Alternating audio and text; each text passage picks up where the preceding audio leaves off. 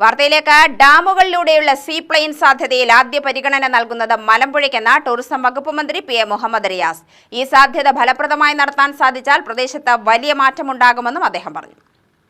മലമ്പുഴ കവയിൽ ആരംഭിച്ച കേരളത്തിലെ ആദ്യത്തെ ഇന്റഗ്രേറ്റഡ് കാരവാൻ പാർക്കിന്റെ ഉദ്ഘാടനം നിർവഹിച്ച് സംസാരിക്കുകയായിരുന്നു മന്ത്രി റിയാസ്.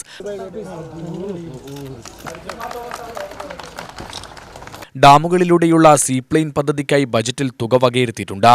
മലമ്പുഴയിലേക്ക് സഞ്ചാരികൾക്ക് വേഗത്തിലെത്താൻ പുതിയ സാധ്യതകൾ എങ്ങനെ ഉപയോഗിക്കാമെന്ന് പരിശോധിക്കുന്നുണ്ട്. മലമ്പുഴയുടെ ടൂറിസം വികസനത്തിന് സാധ്യമായതെല്ലാം ചെയ്യും.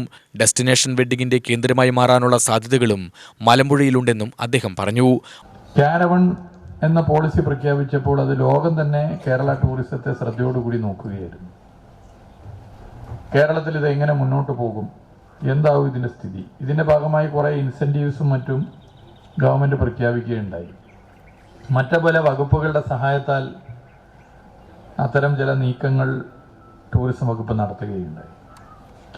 എന്നാലും ഏതൊരു പുതിയ പ്രൊഡക്റ്റ് വന്നാലും ഉണ്ടാകുന്ന ചില ക്രൈസിസ് അല്ലെങ്കിൽ പുതിയ ചില ഇഷ്യൂസ് അത് നേരിടാതെ നമുക്ക് മുന്നോട്ട് പോകാനാകില്ല. അത് നേരിട്ട് തന്നെ ഞങ്ങൾ മുന്നോട്ട് പോവുകയായിരുന്നു.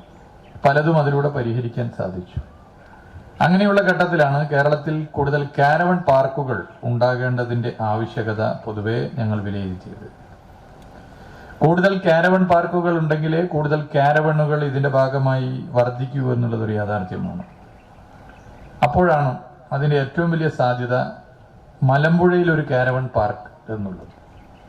മലമ്പുഴ നമുക്കറിയാം. ഇപ്പം എൻ്റെയൊക്കെ കുട്ടിക്കാലത്ത് സ്കൂളിൽ പഠിക്കുമ്പോൾ ഓർമ്മയിൽ പോയ ഒരു ടൂറിസ്റ്റ് കേന്ദ്രം മലമ്പുഴയാണ്.